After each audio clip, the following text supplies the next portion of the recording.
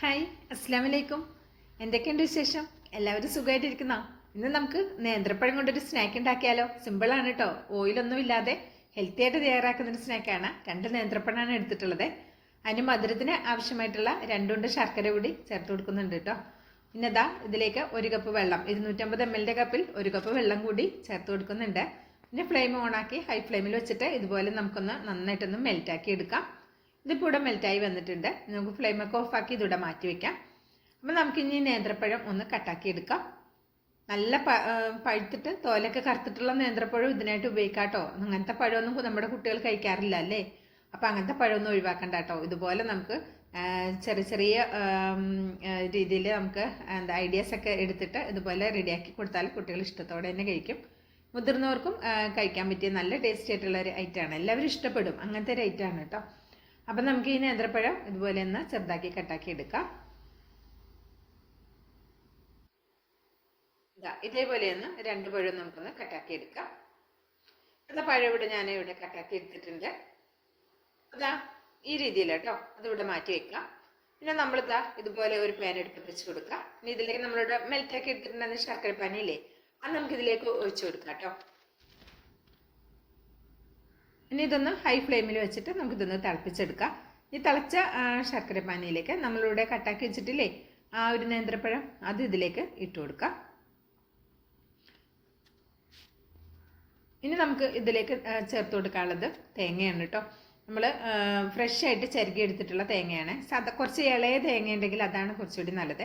നല്ലോണം മൂത്തിങ്ങനെ മുറുകിയ തേങ്ങ എടുക്കാതെ കുറച്ച് ഇളയ തേങ്ങ ഉണ്ടെങ്കിൽ നല്ലതാണ്.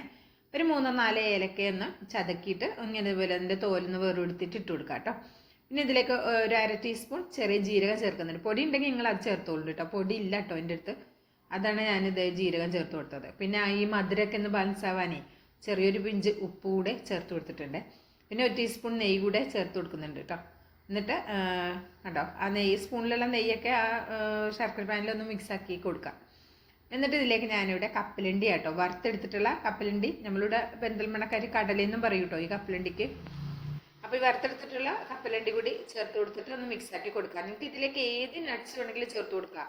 ബദാമോ പിസ്തയോ പിന്നെ എന്താണോ അണ്ടിപ്പരിപ്പൊക്കെ കയ്യിലുണ്ടെങ്കിൽ ചേർത്ത് കൊടുക്കുക. ഈ ഒരു ഒറ്റ സാധനം എൻ്റെ കയ്യിൽ ഇല്ലാത്തതുകൊണ്ടാണ് കേട്ടോ ഞാൻ കപ്പലണ്ടി മാത്രം ചേർത്ത് കൊടുത്തത്. പിന്നെ ഞാൻ ഇതിലേക്ക് നല്ല ക്രിസ്പി ആയിട്ടുള്ള അല്ല വറുത്തെടുത്തിട്ടുള്ള ക്രിസ്പി ആയിട്ടുള്ള അവല് അങ്ങനെ വാങ്ങാൻ കിട്ടും കേട്ടോ. അതാണ് ഞാൻ ചേർത്ത് കൊടുത്തത്. ഒരു 1/2 കപ്പ് ചേർത്ത് കൊടുത്തിട്ടുണ്ട് 250 ml കപ്പിൽ. ഇതൊക്കെ ഒരു അളവൊന്നുമില്ല, നമ്മൾ ടേസ്റ്റ് എത്രയാണോ അതിനനുസരിച്ച് ചേർത്ത് കൊടുക്കാം കേട്ടോ. കുറച്ചുകൂടെ കൂടുതൽ അവൽ എനിക്ക് വേണമെന്നുണ്ടെങ്കിൽ ചേർത്ത് കൊടുക്കാം, ഒരു കുഴപ്പമില്ല കേട്ടോ. പിന്നെ അത് കുറച്ച് കറുത്തമുന്തിരി ഉണ്ടായിരുന്നു എൻ്റെ അടുത്ത്, അതൊന്ന് കേക്കിയിട്ട് അതുകൂടെ ചേർത്ത് കൊടുക്കുന്നുണ്ട്. അപ്പം നിങ്ങളുടെ അടുത്ത് ഈ കറുത്തമുന്തിരി കുറച്ച് തോനെ ഉണ്ടെങ്കിൽ അത് ചേർത്ത് കൊടുക്കുക. ഈ അണ്ടിപ്പരിപ്പും അങ്ങനത്തെ സംഭവങ്ങളൊക്കെ ഉണ്ടല്ലോ നട്ട്സുകൾ, ഒക്കെ എത്രത്തോളം ഉണ്ടെങ്കിൽ ചേർത്ത് കൊടുക്കാം. നല്ല ടേസ്റ്റാണ്. കുട്ടികൾക്കും വലിയവർക്കും ഒക്കെ ഹെൽത്തി ആയിട്ട് കഴിക്കാൻ പറ്റിയ ഐറ്റമാണ്.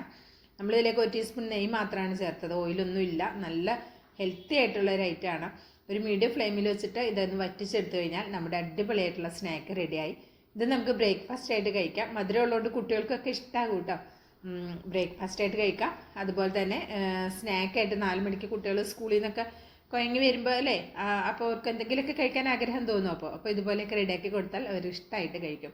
ഇതിൻ്റെ കൂടെ ചായ ഒന്നും വേണമെന്നില്ല കേട്ടോ, ചായ വേണമെങ്കിലും കുടിക്കാം. പിന്നെ ഇത് 10 മണിക്ക് സ്നാക്കായിട്ട് കുട്ടികൾ കൊണ്ടുപോകുമല്ലോ. ചെറിയ കുട്ടികളൊക്കെ 10 മണിക്ക് സ്നാക്കായിട്ടൊക്കെ കൊണ്ടുപോകലുണ്ട്. അപ്പോൾ നമ്മൾ എണ്ണക്കടികളൊന്നും കൊടുക്കാതെ ഇങ്ങനെ കൊടുത്താൽ അപ്പോഴും കുട്ടികൾ ഹെൽത്തി ആയിട്ടിരിക്കും. അപ്പോൾ ഇത് നമുക്കൊരു പാത്രത്തിലേക്ക് മാറ്റി കൊടുക്കാം. ചൂടൊന്നും അറിയിട്ടില്ല കേട്ടോ, ഞാൻ ആ ചൂടോടുകൂടി തന്നെയാണ് മാറ്റി കൊടുക്കുന്നത്. നല്ല ടേസ്റ്റാണ് ഇത്. നമുക്കൊരു 3-4 ദിവസമൊക്കെ ഫ്രിഡ്ജിൽ നമുക്ക് സ്റ്റോർ ചെയ്ത് വെച്ചിട്ടും കഴിക്കാം. നല്ല ടേസ്റ്റാണ്. ഇപ്പോൾ കുറച്ചൊക്കെ നമ്മൾ ഉണ്ടാക്കി ബാക്കി വന്നാൽ നമുക്ക് ഫ്രിഡ്ജിലേക്ക് മാറ്റിയിട്ട് കുറച്ച് ദിവസം ഒരു 4-5 ദിവസമൊക്കെ വേണമെങ്കിൽ ഫ്രിഡ്ജിൽ വെച്ചിരുന്നിട്ട് പുറത്തെടുത്ത് വെച്ച് തണുപ്പ് വിടുമ്പോൾ കഴിക്കാം. അങ്ങനെയും പറ്റും. അപ്പോൾ അതാ ഇതുപോലെ സെർവ് ചെയ്തെടുത്തിട്ടുണ്ട്. അപ്പോൾ ഇഷ്ടമാണെങ്കിൽ തീർച്ചയായിട്ടും ഒരു ലൈക്ക് തരണം കേട്ടോ. അതുപോലെ തന്നെ നമ്മുടെ ബിസ്മി കിച്ചൺ എന്ന യൂട്യൂബ് ചാനൽ സബ്സ്ക്രൈബ് ചെയ്ത് കാണുന്ന എൻ്റെ എല്ലാ പ്രിയ കൂട്ടുകാരും ഒന്ന് സബ്സ്ക്രൈബ് ചെയ്തിട്ട് അടുത്തിരുന്ന ആ ബെല്ലൈക്കൺ ഒന്ന് എനേബിൾ ചെയ്ത് വെച്ചാൽ മാത്രമേ നമ്മളിടുന്ന വീഡിയോസിൻ്റെ നോട്ടിഫിക്കേഷനൊക്കെ നിങ്ങളിലേക്ക് കറക്റ്റായിട്ട് എത്തുള്ളൂ കേട്ടോ. അപ്പോൾ ഇതുപോലെ റെഡിയാക്കി നോക്കിയിട്ട് ഫീഡ്ബാക്ക് അറിയിക്കണേ. അതുപോലെ തന്നെ നല്ല ടേസ്റ്റാണ് കേട്ടോ. അപ്പോൾ ഇൻഷാല്ല അടുത്ത നല്ല അടിപൊളി വീഡിയോയുമായി എത്തുന്നതായിരിക്കും. എല്ലാ കൂട്ടുകാർക്കും നന്ദി, നമസ്കാരം.